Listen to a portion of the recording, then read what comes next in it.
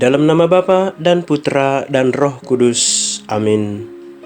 Tuhan beserta kita, sekarang dan selama-lamanya. Inilah Injil suci menurut Matius. Dimuliakanlah Tuhan. Matius bab 21 ayat 28 sampai 32. Tetapi apakah pendapatmu tentang ini? Seorang mempunyai 2 anak laki-laki. Ia pergi kepada anak yang sulung dan berkata, "Anakku, pergi dan bekerjalah hari ini dalam kebun anggur." Jawab anak itu, "Baik, Bapa," tetapi ia tidak pergi. Lalu orang itu pergi kepada anak yang kedua dan berkata demikian juga. Dan anak itu menjawab, "Aku tidak mau." Tetapi kemudian ia menyesal lalu pergi juga. Siapakah di antara kedua orang itu yang melakukan kehendak ayahnya? Jawab mereka, "Yang terakhir." Kata Yesus kepada mereka, "Aku berkata kepadamu, sesungguhnya pemungut-pemungut cukai dan perempuan-perempuan sundal akan mendahului kamu masuk ke dalam kerajaan Allah. Sebab Yohanes datang untuk menunjukkan jalan kebenaran kepadamu, dan kamu tidak percaya kepadanya. Tetapi pemungut-pemungut cukai dan perempuan-perempuan sundal percaya kepadanya. Dan meskipun kamu melihatnya, tetapi kemudian kamu tidak menyesal dan kamu tidak juga percaya kepadanya." Demikianlah sabda Tuhan. Terpujilah Kristus. Saudara-saudari yang terkasih, ketika melihat dunia kita hari-hari ini, ada kesan bahwa janji, perkataan, kesepakatan tidak lagi sesuatu yang mahal harganya. Apa yang dijanjikan, diucapkan, dan disepakati hari ini, besok sudah diingkari, dilupakan, bahkan dilanggar sendiri. Rasanya cukup sulit untuk memegang atau mempercayai ucapan seseorang pada zaman kita ini.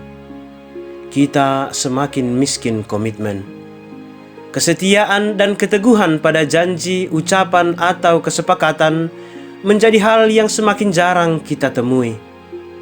Padahal yang kita pegang dari manusia adalah ucapannya.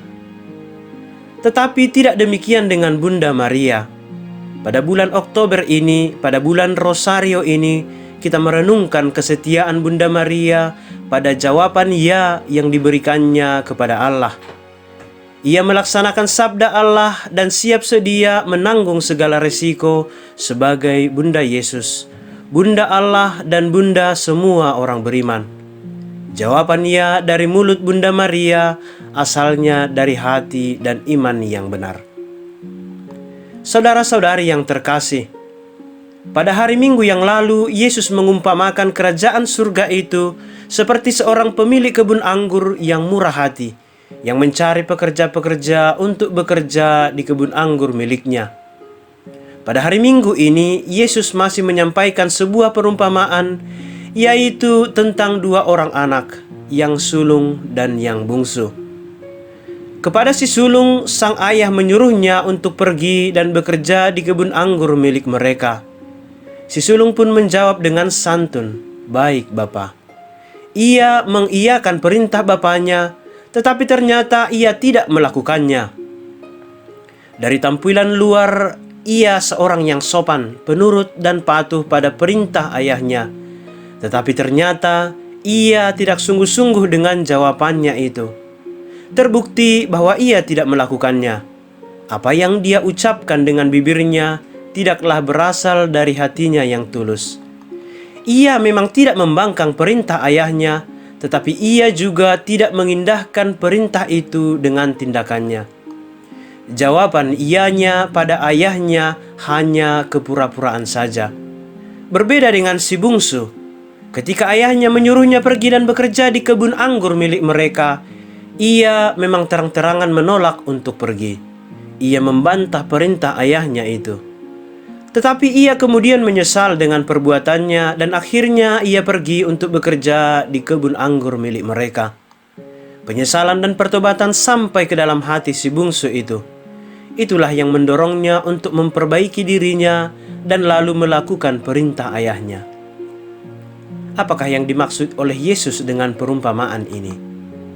Saudara-saudari yang terkasih, si sulung dalam kisah perumpamaan itu adalah gambaran orang-orang yang tampak saleh di depan orang banyak, yang merasa sudah hidup sesuai dengan perintah agamanya.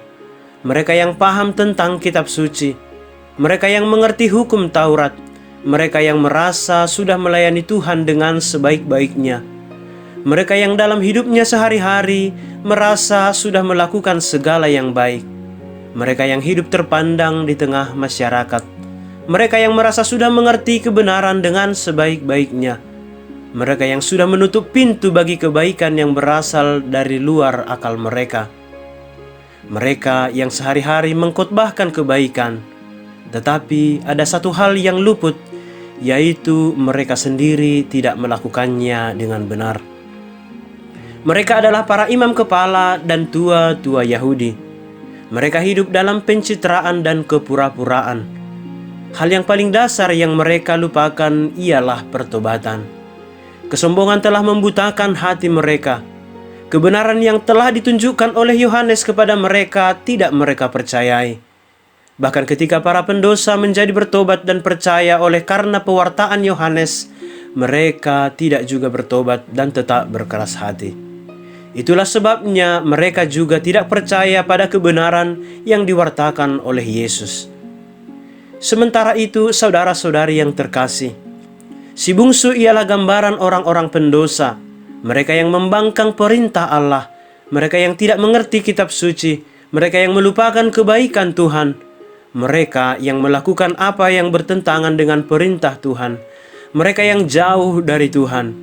Tetapi mereka kemudian menjadi sadar akan dosa dan pelanggarannya, lalu pulang kembali kepada Bapa dengan tobat yang penuh sesal.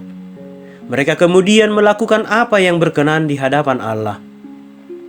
Mereka adalah para pemungut cukai dan perempuan-perempuan sundal. Mereka percaya pada kebenaran yang diwartakan oleh Yohanes dan lalu menyesal dan bertobat.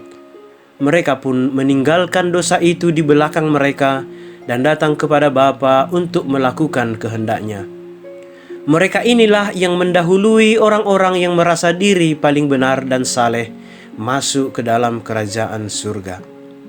Saudara-saudari yang terkasih, kita semua dipanggil untuk bekerja di kebun anggur Tuhan, dalam gerejanya, dalam lingkungan kita, dan dalam hidup bermasyarakat. Namun tak dapat disangkal, ada kalanya kita berlaku seperti si sulung yang mengatakan ya kepada Tuhan, tetapi kita tidak melakukannya. Kita memang melayani, tetapi kita tidak melayani Tuhan. Kita sedang melayani diri kita sendiri jika kita mengharapkan pujian manusia atas pelayanan kita. Jika kita melayani supaya kita terpandang dan didahulukan. Kita memang mewartakan kebaikan, tetapi kita lupa melakukannya. Kita melupakan kasih dan pertobatan dalam pelayanan kita. Padahal Tuhan menghendaki supaya kita melayaninya dengan kasih yang sudah Ia tunjukkan dan ajarkan kepada kita. Ada kalanya pula kita sering berperilaku seperti si bungsu itu. Kita membangkang perintah Allah, kita menolak kasih dan kebaikannya, kita meninggalkan Dia di belakang kita. Kita mengikuti kehendak hati kita, ego kita, kesombongan kita. Sabdanya tidak tinggal dalam hati kita, tetapi Ia selalu menantikan penyesalan dan pertobatan kita. Ia selalu terbuka pada setiap orang yang menyesal atas dosa-dosanya. Ia ingin kita melayaninya lewat melayani sesama kita. Ia ingin kita bekerja di kebun anggurnya, yaitu di dunia ini, di dalam gerejanya, di dalam rumah kita dan masyarakat kita. Dengan demikian kasih-Nya tinggal beserta kita. Semoga kita selalu rela dan bersedia menjawab ya dan melakukan perintah Tuhan untuk berkarya di kebun anggurnya. Ya Tuhan Yesus, ampunilah dosa dan pelanggaran kami, agar kami layak bagi-Mu dan bekerja di kebun anggur-Mu. Amin.